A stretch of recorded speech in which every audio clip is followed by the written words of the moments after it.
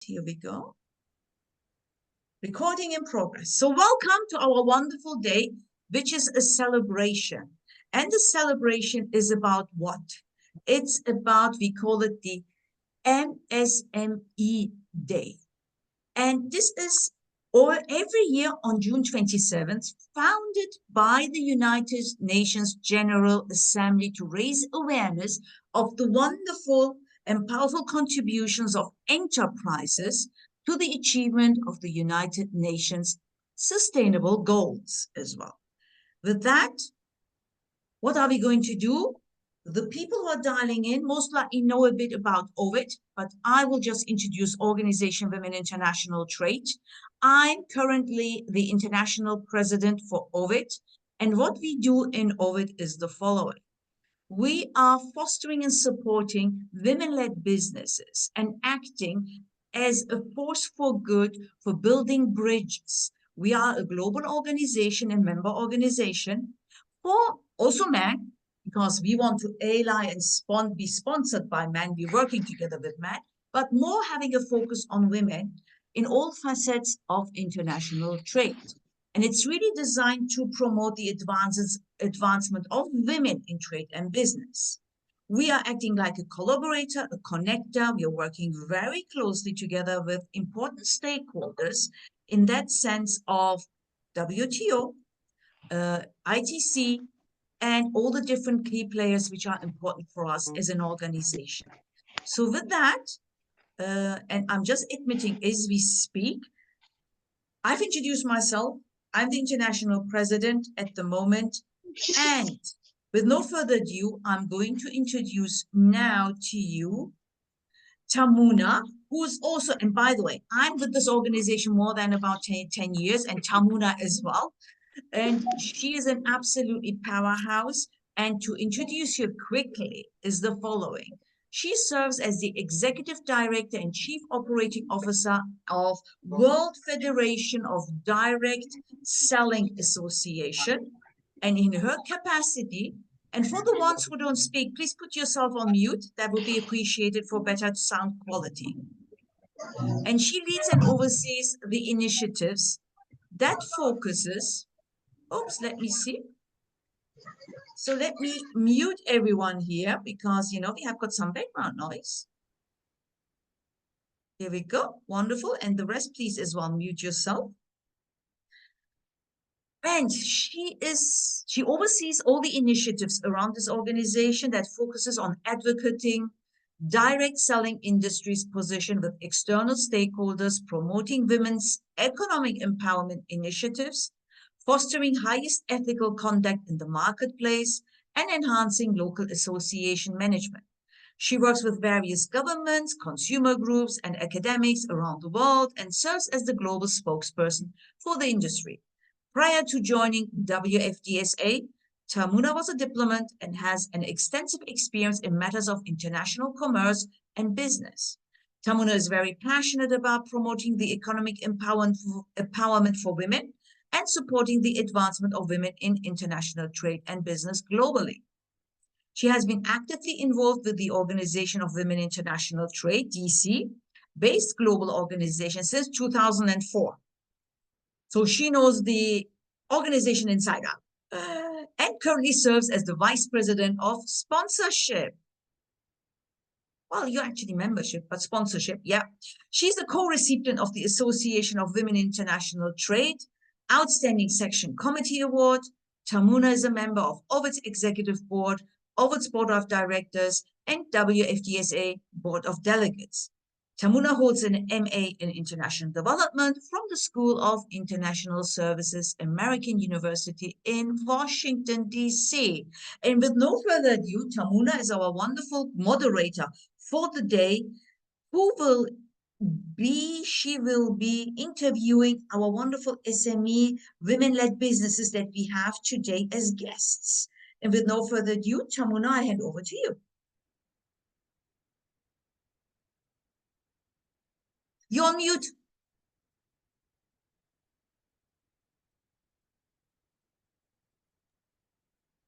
Okay, I am unmuted now.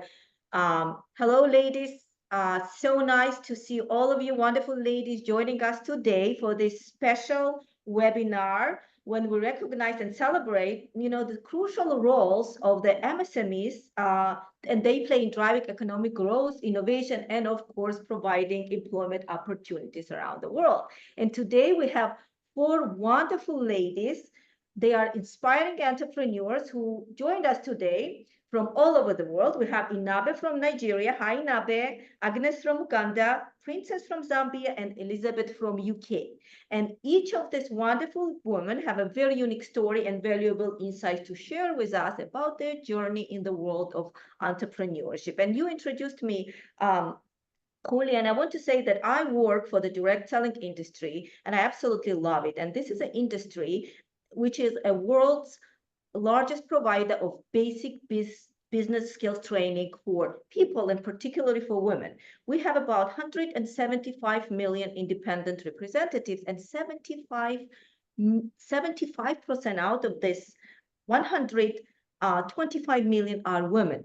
So we create entrepreneurs just like we are doing today, talking about entrepreneurship. So before I start, I want to give you a few housekeeping items. So we will have around, now it's 12, we have around 45 minutes.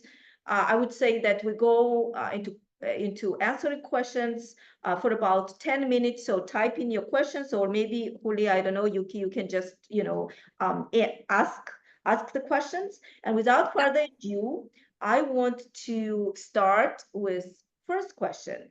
And before that, I want to ask our dear ladies to, in 30 seconds or less, first to introduce themselves, and then share with us how you began your entrepreneurial journey and what motivated you to take that first step.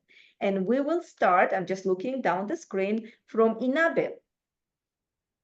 Inabe, Agnes, Princess, and Elizabeth. Okay? Please, let's start. Sorry, this is my darling Tamona is Imade. Imade. Yeah. Yeah. Yeah.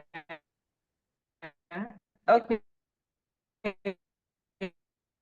So we didn't hear it correctly, but hi everyone. I am the founder of Tech Africa, where we're providing digital access to rural African women. And there are two phases to what we do actually, which is the social entrepreneurship, which is Tech Africa, where we're providing digital access, where we're bridging the digital divide for female farmers and traders in Africa, in Nigeria specifically, which brought out in of it, which is her local market, which is providing an e-commerce solution to these rural farmers, these rural women who we have already domestic and international customers to sell their products to them. Thank you. Okay, who will want to go next? Agnes? Good evening from Uganda. Good afternoon for our sisters in the US. I'm Agnes Netonze Chitumba, and I'm the CEO Arise Collections Limited. Why did I start? Oh no, Arise Collections is a social ethical manufacturer and exporter of leather and textile products. We are a social enterprise business, meaning we are full profit, but we also do give back to our community by skilling up young girls and women through different vocational trainings. Why did I start? I lost my precious job. I was a country director for a very good organization, and it was an American organization, and they stopped operations in Uganda. Stuck between, should I apply for another country director role, or should I try out my skills that I had gained? I leaned more onto the path of entrepreneurship, which the decision didn't come easy, but I knew beyond a shadow of a doubt that I would have more impact running and creating something that I knew would help women thrive than being in another country director role. So that's why I started. Wonderful, thank you. Elizabeth? Hi, my name is Elizabeth Botsford. I am the Chief global strategist and a co-founder of SafeSign Technologies Limited, and we are creating the best legal large language model in the world. In other words, think of ChatGPT or the underlying technology of ChatGPT, but just for law. So it's very accurate for legal questions. So that's what I'm doing at the moment. And I'm a dual qualified lawyer in California and the UK. I've worked in Hong Kong and in Brussels, and I worked for Sony Pictures Entertainment in Los Angeles for 10 years. So that's my story. Wonderful, thank you. And please, the last lady, share with us.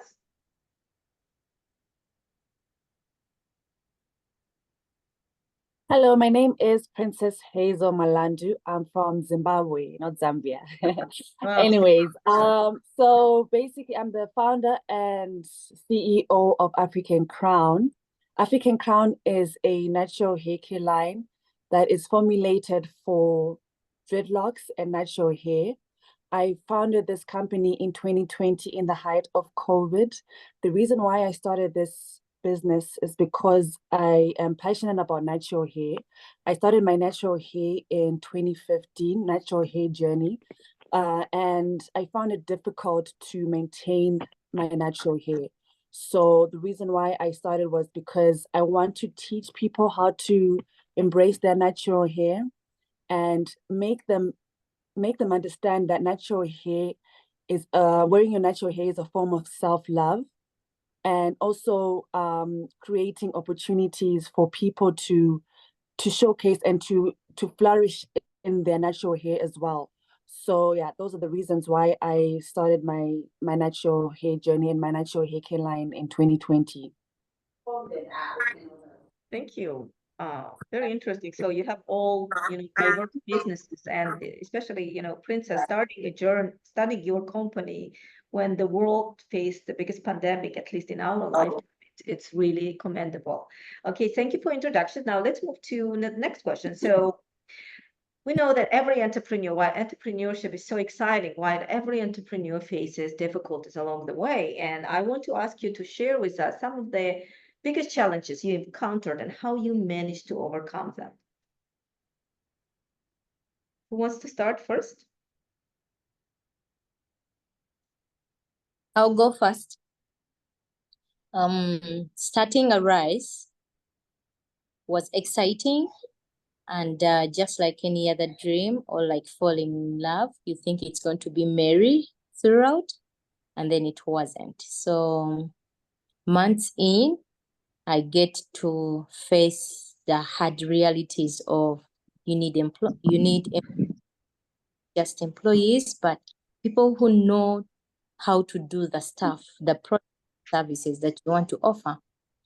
And it's 6 months down the road, and I realized that I didn't have the qualified team to make this happen. So for me, challenges in Arise have been find a skilled labor that I can work with, and maybe skilled labor is there, but affordable skilled labor, like for SMEs to accommodate.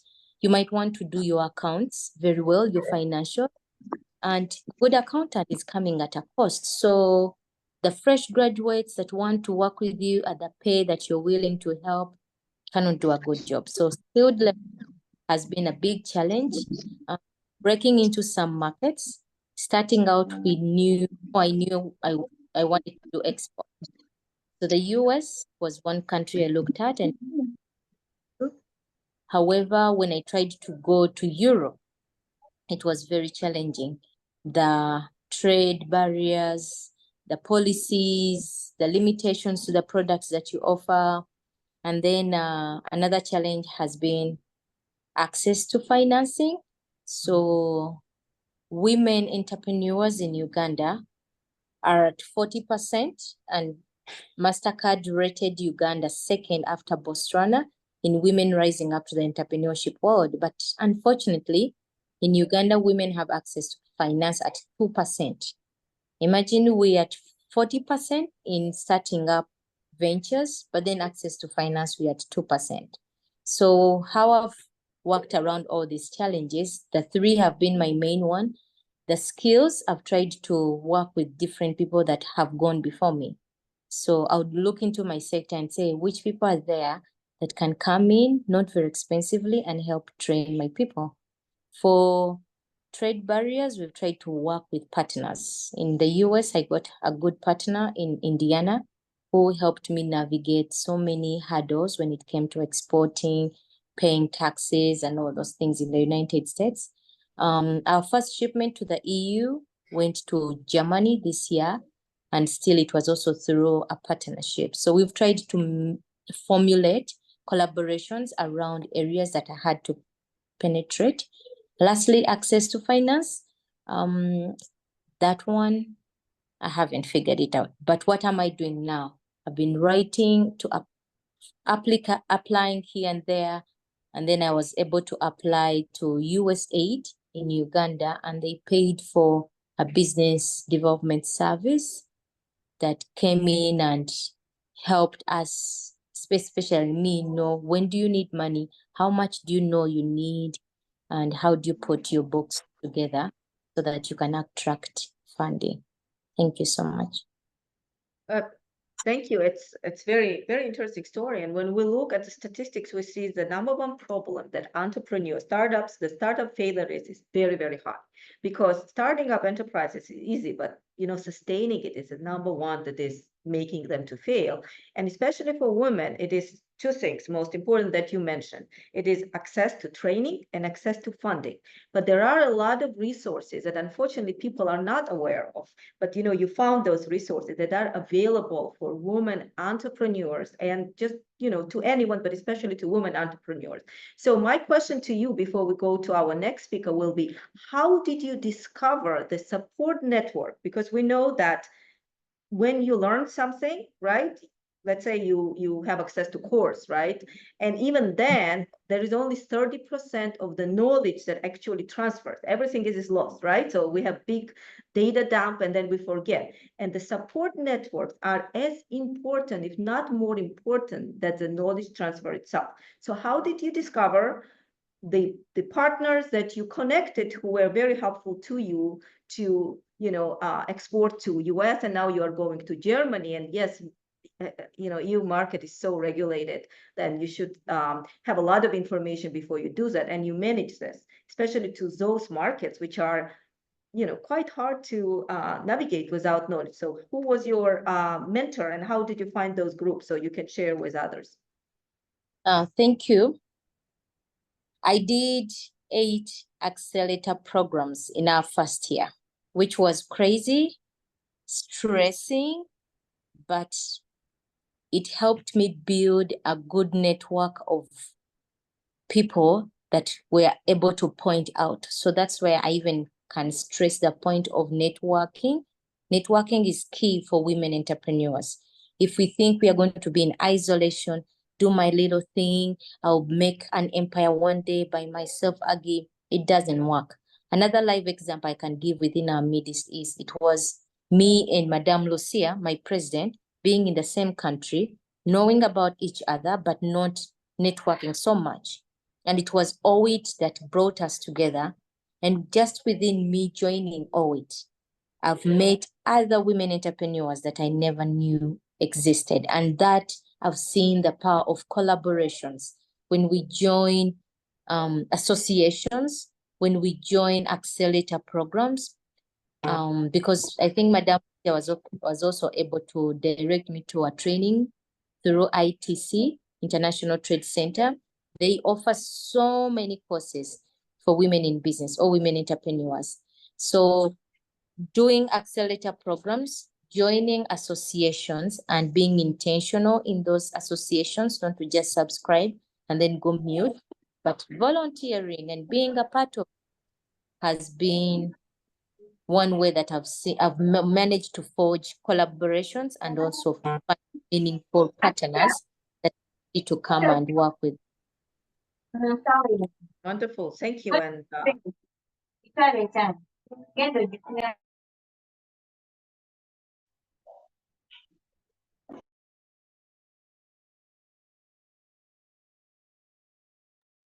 Tamuna, you're mute. Huh. Okay, I'm unmuting, and I said never underestimate the power of networking. It is so powerful, and always ask. Until you ask, you never know. So sometimes people feel like, kind of hesitant to ask for things, but always ask. And I'm so glad what you mentioned about OWIT, because this is an organization that brings everyone together, men or women, but especially, women. Okay, now we move to Elizabeth. Elizabeth, and you mentioned that you are developing, the platform, legal platform. And if we look today and the way the AI, is developing every day, we see some new AI tool is being born. It's like a nursery for AI. And basically, everyone should embrace it because it increases your productivity. And tell us a little bit, answer what the question that I asked, what inspired you and what were some of the challenges, biggest challenges, and how you overcame them? Because I can imagine that it's very challenging, especially in the field where you are. Yeah, so my first foray into being an entrepreneur was actually starting my own law firm in California. So I was living in LA at the time. And my big mistake there, I would say, is that I tried to do it all myself, and that I found that really overwhelming. So everything you say about trying to create a network, a supportive network, is absolutely true. And I think that I should, in retrospect, I probably should have done that with someone else, but it was just too much to do all on my own. But the big thing that I did right was that I kept my overheads very, very low.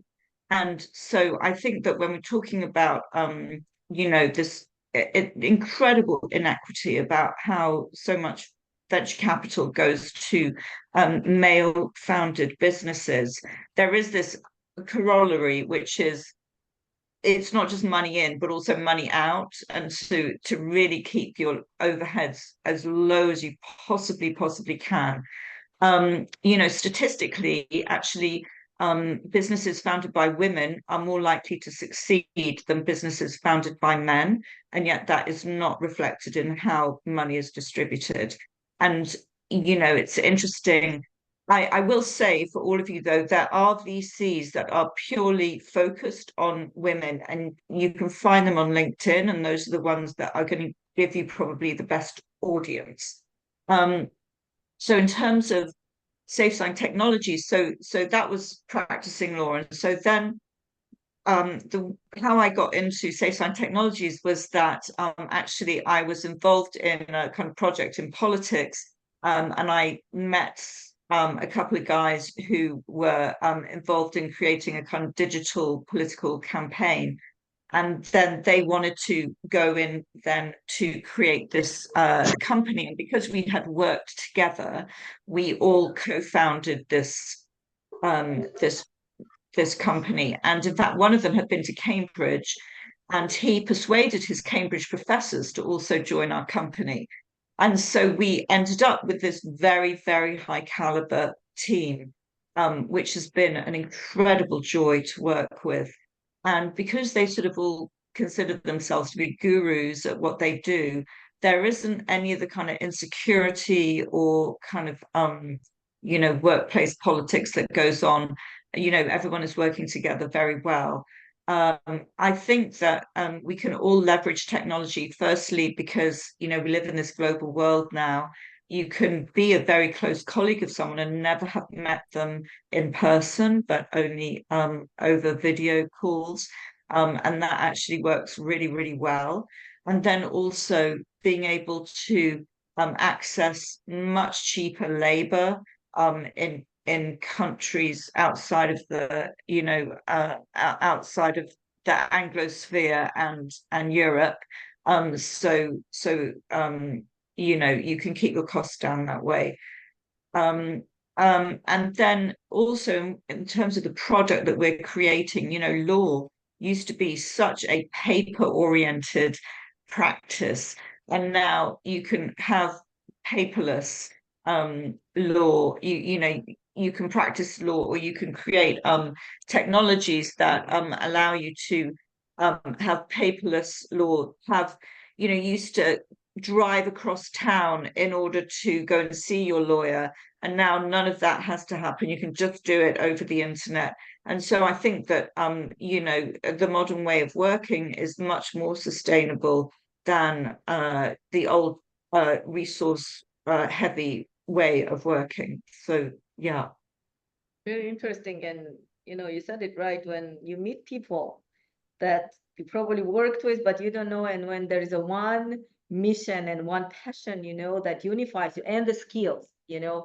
I always say there is this brilliant saying that I heard in 2012. It was Mark Cuban who said, you know, the biggest lie it is that follow your passion. He said, do what you are good at, to follow your passion, because he loved basketball, but he was not good at it, right? He loved baseball, but he was not good at it, but he was good at what he did. So by doing this and putting the effort, he was able to pursue his passion. He owns, right? You know, basketball team. So it's very, very inspiring to see.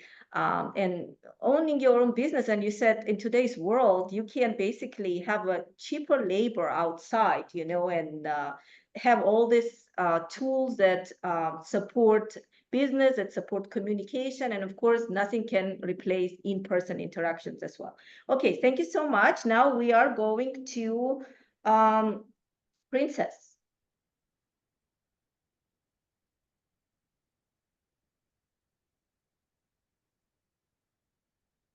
We cannot hear mute. you. You're on mute.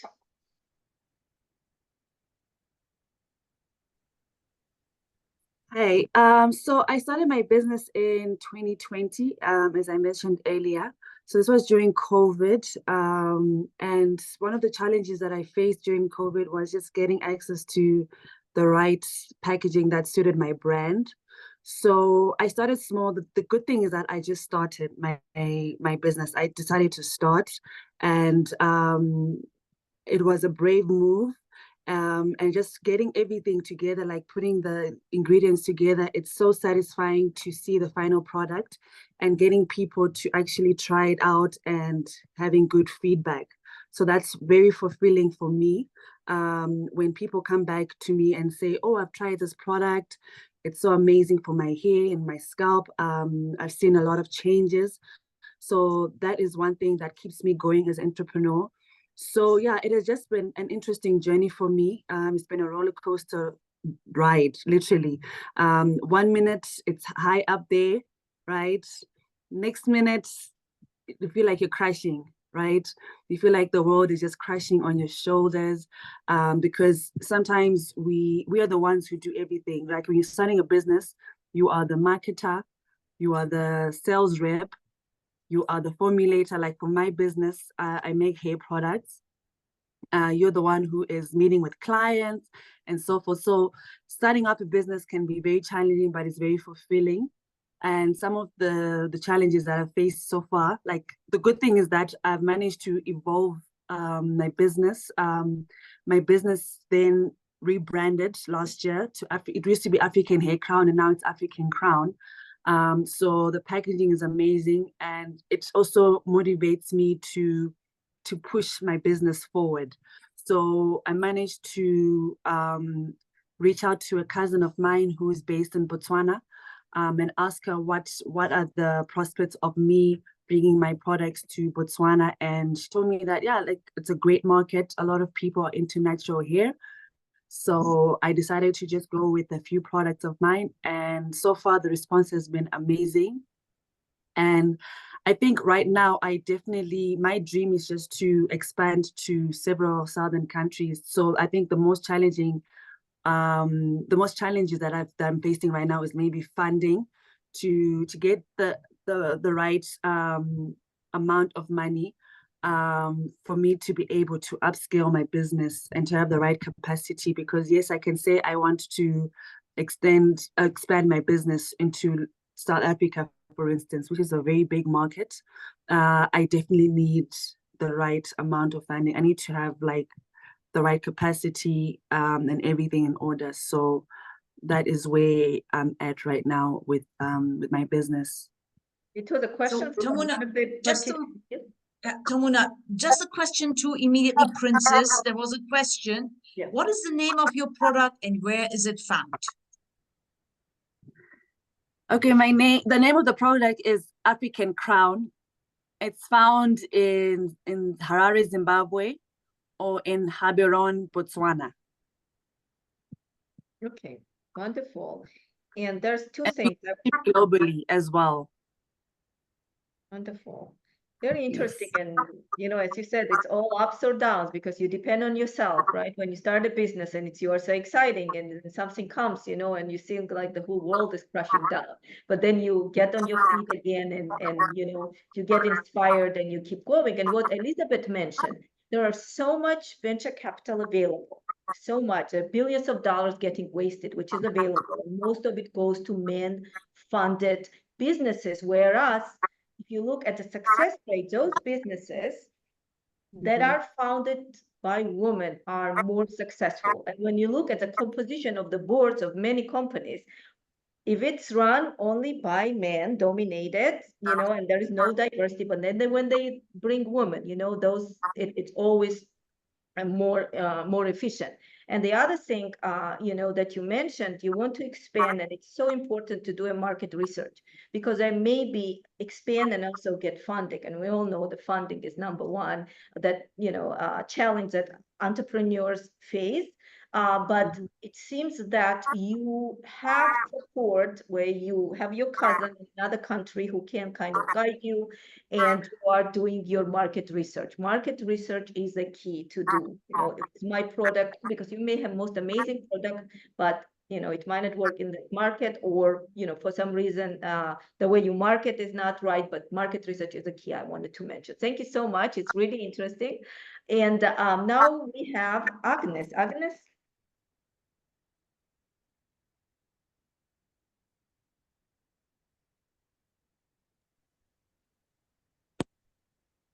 Yes, please. Yes. Can you share, please? So, for us at Rise Collections, it has been a journey of growing between, do we want to sell local or do we want to sell internationally? And as a business, we've struggled between, if you want to sell local, what kind of funds do you need so that you can be able to tap into that market? And then also for the international market, it requires another set of financing and working around a budget. Like, how do I manage two markets has been one of the things that as an SME I've struggled with. But we've tried to work on, okay, if we want to tap into the global market, we first did bulk, where I would make our shipments to the US, and then clearing was a problem. Paying a person on the US side to handle them was a problem. So we moved into e-commerce, using technology to be able to help us meet the person on the other side. So right now we have arisecollections.com, and I was able to go and meet DHL, the country director, DHL Uganda, pitched before him, and he agreed to sign an e-commerce contract with me, so that when you click on our bags, air freight is not very expensive, but at the same time, you order at the comfort of your couch in New York. We receive the notification, we produce your item in 3 days.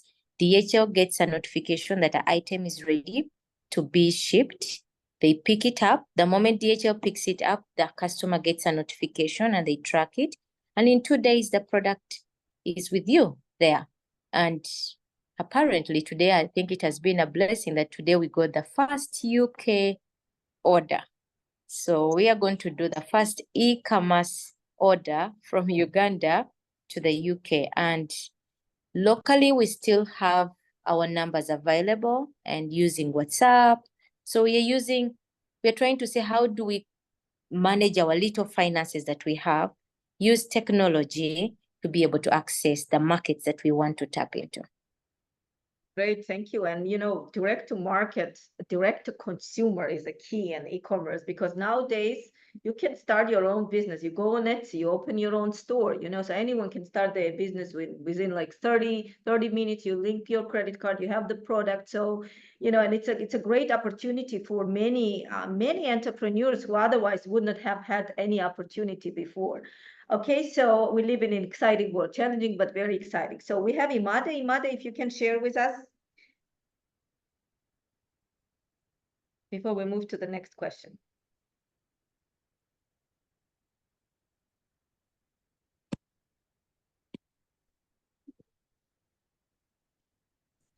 Whilst Imada is getting in, I've got a question for you, Agnes. Here it comes on the chat, because I'm monitoring the chat as well. So how many shipments have you sent using e-commerce, and what is your target customer number? I was replying in the chat, but we launched it November 23rd, 2023, and to date we've made more than 200 e-commerce shipments to the US, and our target number, which is low, because our target number is to have at least 20 orders per month, which we've not been hitting. So yeah, it's been growing slowly. Yeah. Good. And we've got a suggestion from Elizabeth. May I suggest, and give me one sec, where was the chat? I lost it just now. That the panelists, for everyone else who's joining, indeed, for the participants, put their website addresses into the chat so we can all see. So thanks very much, Elizabeth, to do that, so we can actually follow you, because you are our role models, as it says. So that's great. Thank you so much, Agnes. Over to you, Tamuna.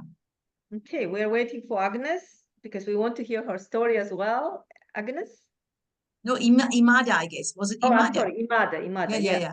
We just had the Imada. I'm looking at some questions to see if there are any more questions too.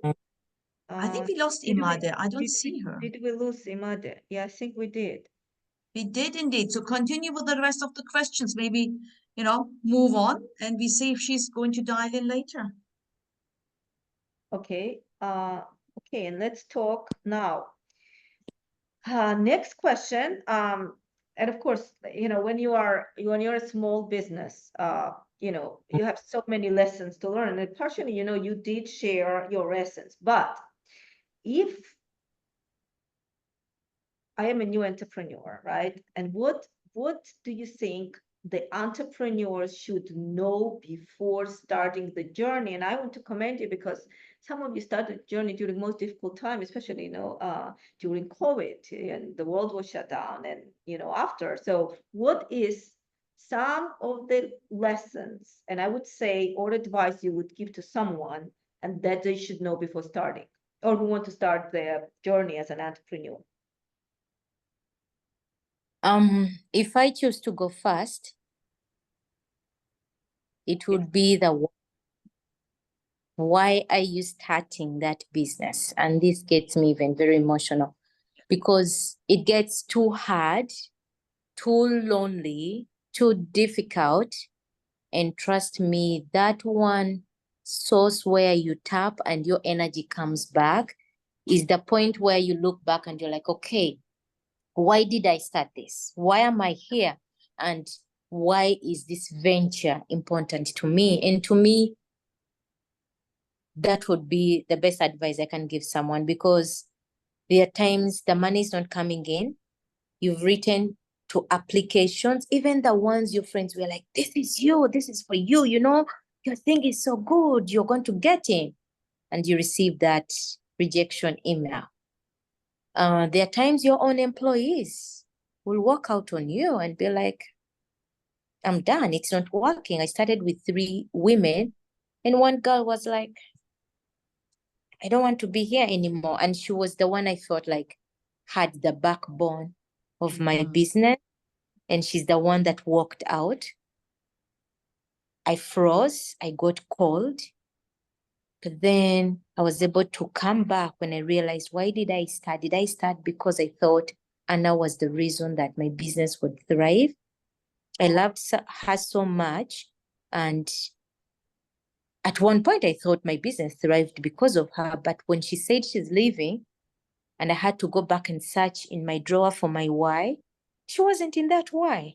So I got the courage to pick up the pieces and then look for another person. And here we are, we have another awesome guy from Ethiopia who's doing awesome designs for us. So to me, the only thing I would tell the entrepreneur is to first sit down. And some of us don't do it. So I'm not saying this to you because I had first I first sat down and wrote all my whys. No, these are things I've learned older when I'm like, oh my God, I had a little bit of the why, but now I would advise someone strongly to have the why written on the wall because it becomes your guiding star when everything else is not making sense.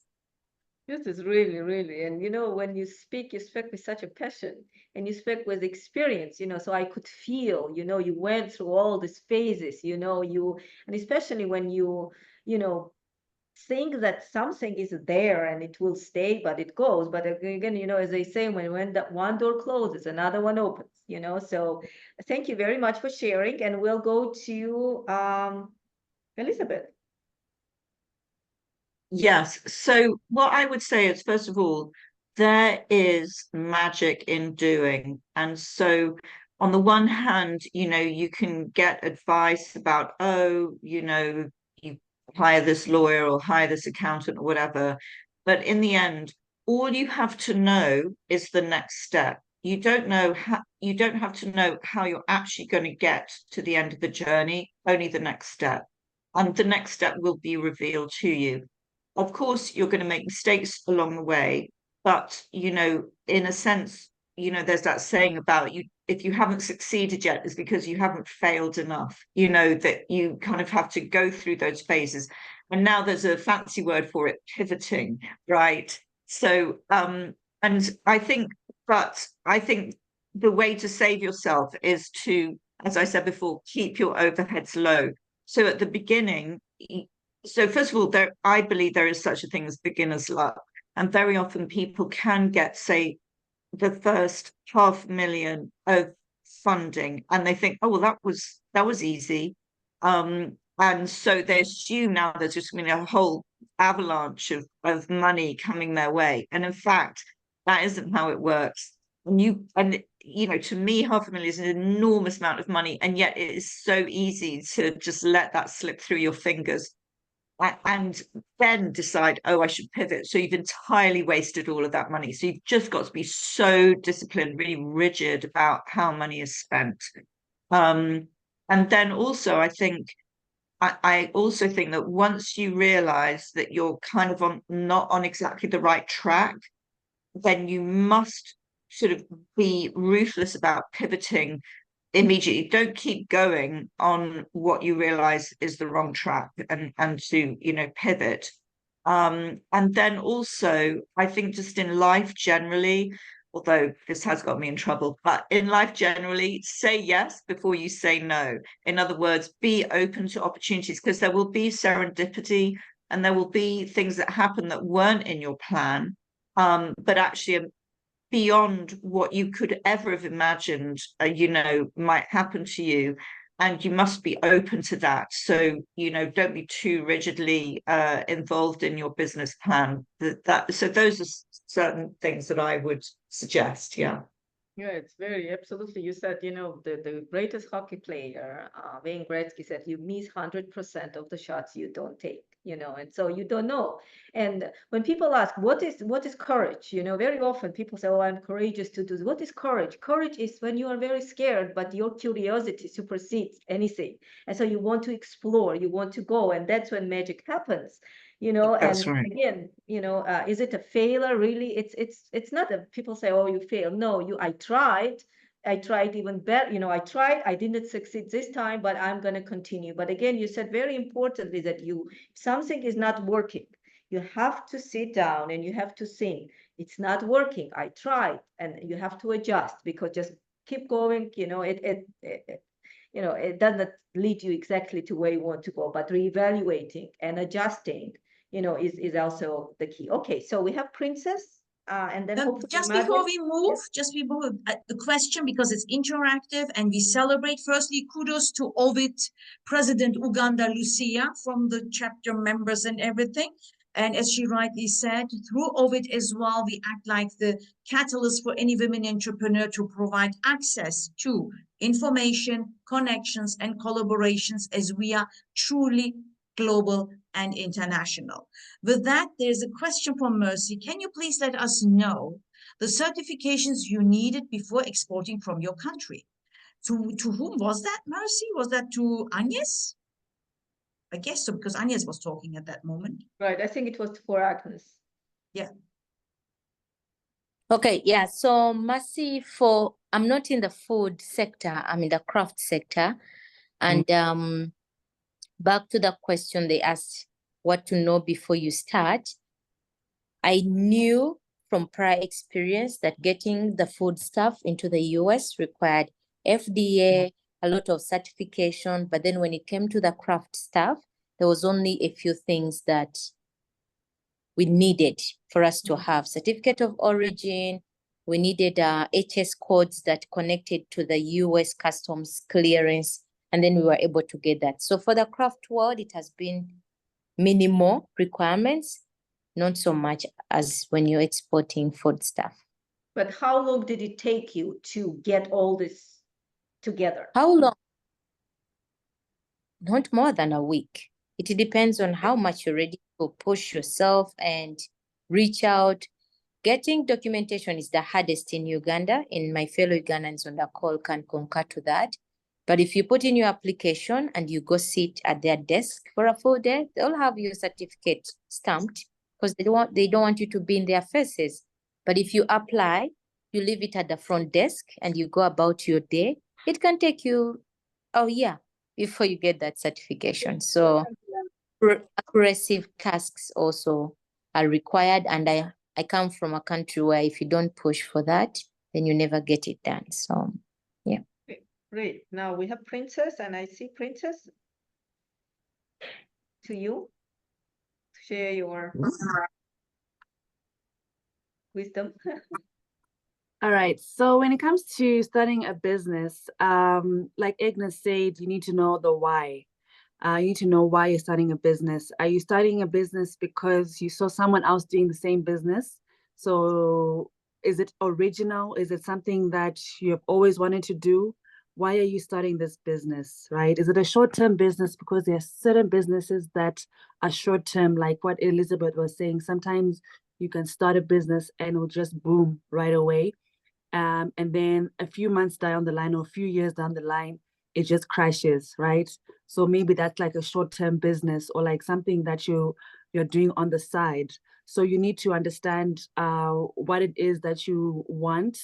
What is it that you want to achieve in the long term? What are your short-term goals? What are your long-term goals? And understand the why. And that sometimes you go through a lot of hurdles in your life, especially when it comes to running a business. Like it's like having a baby. You're literally making sure that the baby is fed, making sure the business is well fed, well nourished, and it's growing, right? The business has to grow in order for it to be sustainable.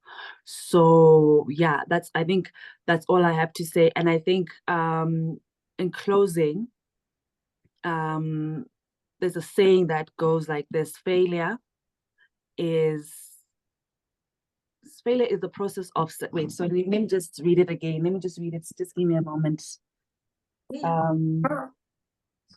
Have my notebook here. Sorry, 2 seconds. I wrote it down somewhere, but it really resonates with me. Failure is a success in progress. Failure is a success in progress. So sometimes you may fail the first time around when you're starting a business. You may fail, you may hit rock bottom, but that is it's putting you, it's elevating you to the next level. It's just a stepping stone for you to go to the next level, right? So whatever obstacle may come your way, it's just a learning curve. Yeah. Very, very nicely said. Anyone has questions? And do we have Inabe? I don't see, maybe she dropped. Oh, yes, we have. No, we don't.